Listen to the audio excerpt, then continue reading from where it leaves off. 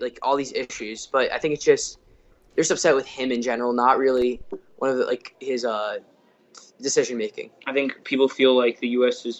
its government was built in checks and balances, and right now Trump can get whatever he wants because all three branches are in his favor. Yeah. So that's why people need to want to change that. I think it'd be good to have like some sort of a limiting force on Trump. Yeah, exactly. Yeah, that definitely seems like it definitely seems like a more moderate, like just like the consensus of people's like they would probably like Trump a lot more if he didn't like use Twitter or talk at a turn as much as he did. Oh yeah, even with the elections at first, like the way he addressed his fellow candidates was just like it was unbelievable to me. Like it was very just obnoxious, and it didn't seem like he was fit to run our country, or was very presidential. But I mean, like, and then he has all the power now. So I think that's what the driving force behind people, getting those polls and voting. I think in our district, the biggest issue and the biggest hot topic is definitely it all comes down to the taxes, right?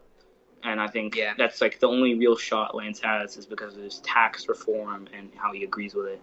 Because we live in a very wealthy community. We live in wealthy communities. And so like even my parents are conservative financially, but socially they're very liberal.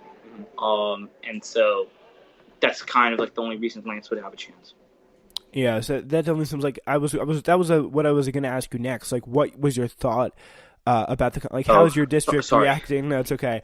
How's the district feeling about the economy? Because a lot of people, like some Americans, they say maybe not where you are, but they feel like left behind by the economy. I'm getting the sense that's not really where your NJ11's heads are at right now.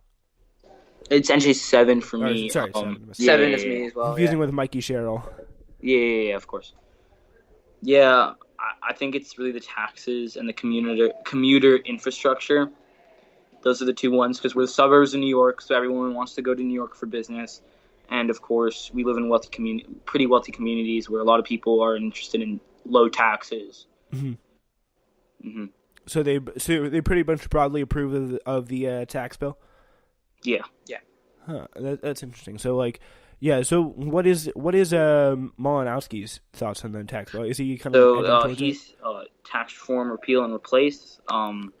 So he wants to eliminate deductibility of state and local property taxes, and this will the mid class will benefit.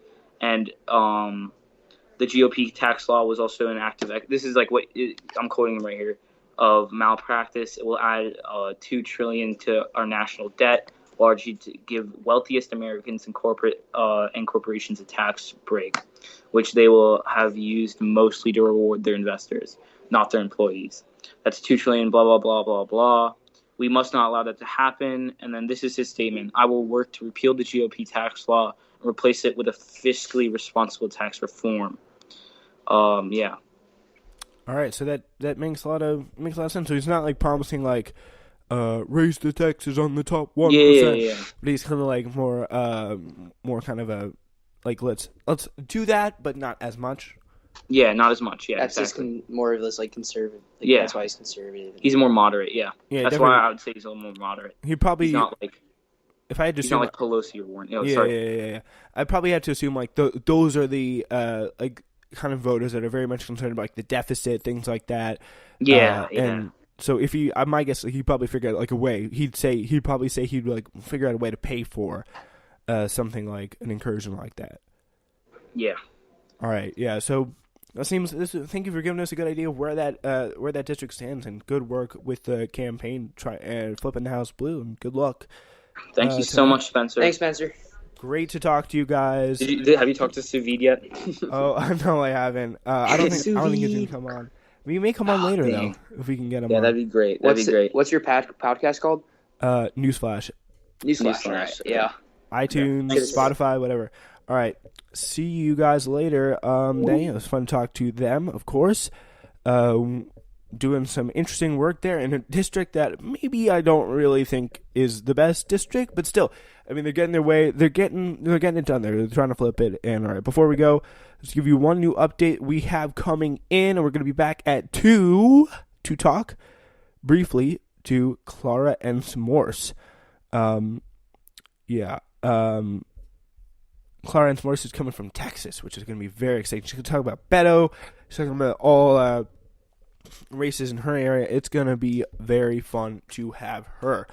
And that will be in just 40 minutes away. But we're going to be off air until then. So, yeah, tune in at 2 to talk to Clarence Morris. Very, very, very excited about that.